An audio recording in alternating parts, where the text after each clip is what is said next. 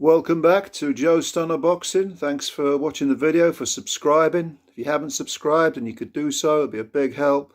Trying to build the channel up, get a nice little community going here. We all love boxing, so the more the merrier. So we have a new world champion in a new weight division. The inaugural WBC Bridgerweight Champion is Oscar Rivas, who defeated the Canadian Ryan Rozicki. Before we move on to the fight, I know a lot of people are at best skeptical of the whole Bridgerweight thing. It's a new weight division, 200 pounds to 224, I think. I think that's a little high. I would have said 200 pounds to 220, maybe even 215 would have been better. But anyway, it is what it is. So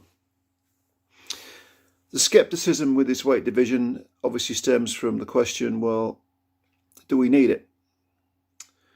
And there is a case to be made about heavyweights, super heavyweights, land of the giants, your Furies and your AJs, compared to someone like Oscar Rivas, who was for several years a leading heavyweight contender, fought Dillian Whyte, lost on points, but had him on the floor, fought Bryant Jennings, another smallish heavyweight, knocked him out late. I think he was behind on points at the time. But when you consider something like Fury versus Wilder, I mean, Fury is probably 50 pounds heavier than Wilder in natural weight. They had competitive fights. Yeah, well, one of them was competitive.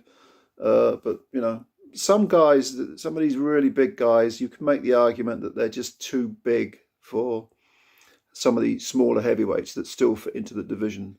So Bridgerweight is not an entirely ludicrous proposition. And let's not forget, cruiserweight, for example. Go back to the days when the cruiserweight division was first introduced. First cruiserweight champ was Marvin Camel. I think he drew with, I can't remember who he drew with. Parlov? I don't know. Anyway, I'd have to look it up.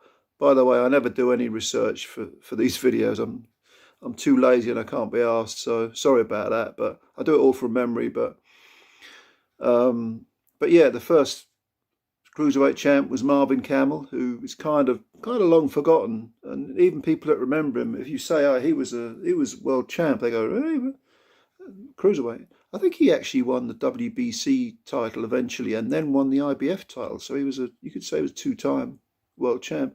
But it took, years.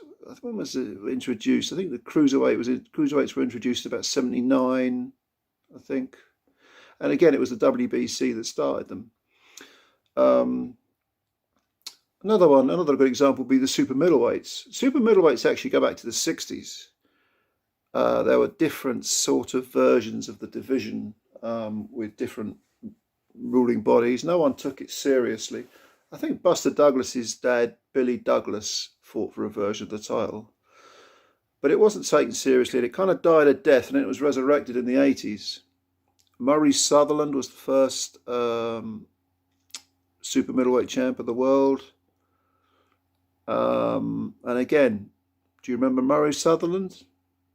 Kind of surprising that he was a world champion, maybe. Good fighter, but people forget this. But the super middleweights initially weren't taken seriously. It was only when, Ray Leonard and Tommy Hearns picked up belts, and even then it wasn't entirely considered to be an established division. So we've now got Bridgerweight, and it's going to take years to establish itself, several years at least. But if there are fights in the Bridgerweight division that are of the standard of Rivas and Rozicki, then I think it's got a good chance of becoming established, because the Rivas-Rozicki fight was a good one. Rozicki, I didn't know anything about him. Canadian guy, 13 wins going in, 13 KOs.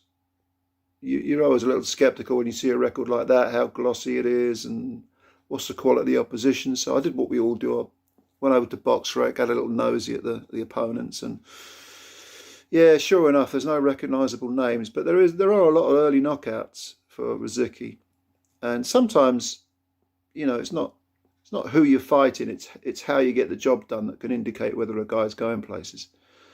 But one thing that did strike me about Rozicki is that he's clearly a cruiserweight, and quite a small cruiserweight, because the weights suggested early 190s. There's a couple. I think there was one occasion he came in at 188. So you got to wonder, well, this guy's a cruiserweight. He's moving up to Bridgerweight, whereas Rivas, an established heavyweight contender, is moving down. He's boiling himself down. And Rivas, good skills, more power, used to the bigger guys. You might think, well, this will be a shoe-in for Rivas. And in the first round, that almost happened, because at the end of the first round,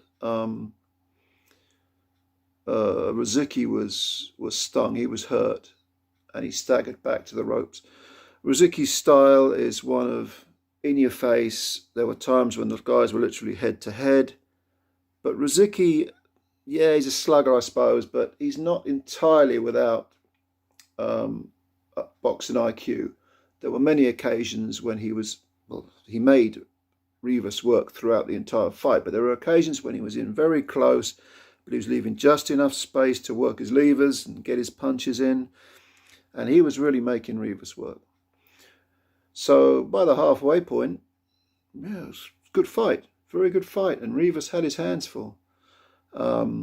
Rivas ended up winning unanimous decision. It was 115, 112s, I think. And the other one was slightly wider, 116, 112, or a 116, 111. But it was unanimous. I think that was a fair result. But Rozicki, the smaller man, you would think was the smaller man, really did put the heat on Rivas, and it was a good fight, good fight. So there you go. The inaugural WBC Bridgerweight Champion is Oscar Rivas. Rozicki, he can come again. He can come again. Very entertaining fight. Gave a good opponent a really good fight. Did you see the fight? Maybe you did, maybe you didn't. But if you didn't, I suggest you go over to YouTube and kind of dig it out, because it is worth a look. Let me know what you think. And yeah. So again, thank you for watching the video. Subscribe to the channel, and I'll speak to you soon. You take care.